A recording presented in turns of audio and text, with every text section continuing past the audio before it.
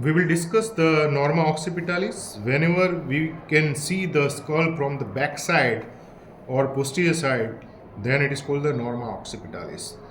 So this is the back view of the skull. Here this is the front view. When we see the skull from the front side, it is called the frontalis, Norma frontalis. But today we will discuss about the Norma occipitalis. The Norma occipitalis, above it is the convex in shape, and you can see in the bone inside the Norma occipitalis, two parietal, posterior part of the two parietal bone, occipital bone, as well as mastoid protuberance and mastoid part of the temporal bone you can see inside the Norma occipitalis. Now we will see the part of the sagittal suture inside the Norma occipitalis. You can see the whole lambdoid suture inside the Norma occipitalis, as well as you can see there is a occipital bone which is united with the mastoid bone, and it is called the occipito-mastoid suture. This suture, it is called the occipito-mastoid sutures.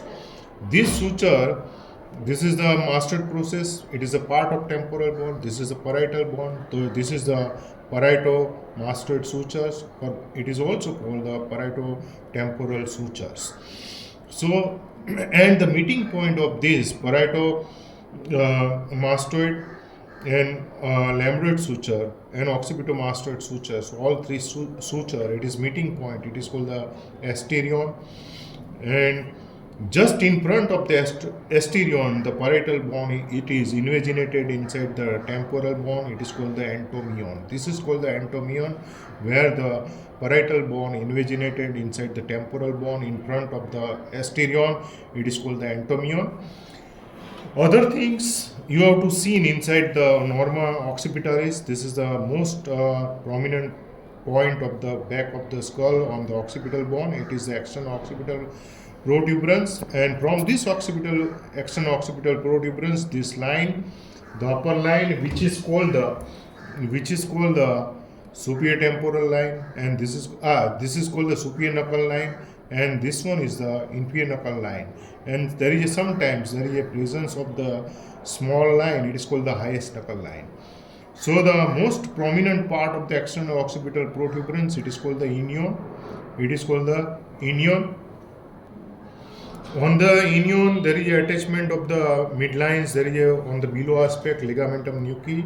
On the external occipital protuberance, there is a attachment of the trapezius, as well as medial 1/3 of the superior knuckle lines. There is a attachment of the trapezius, and there is a laterally there is a attachment of the superior knuckle lines. There is a attachment of the trapezius, and below there is a attachment of the splenius capitis muscles.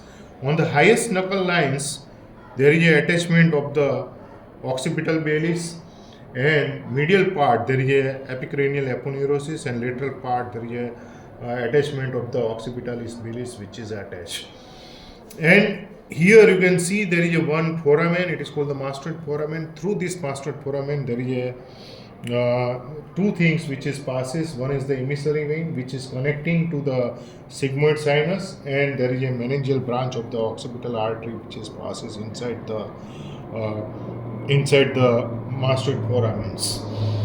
Sometimes here you can see there is a bone which is seen between the lambdoid suture and sagittal sutures, and this bone, it is called the Inca bone occasionally, which is occur between the interparietal bone, and it is the triangular in shape.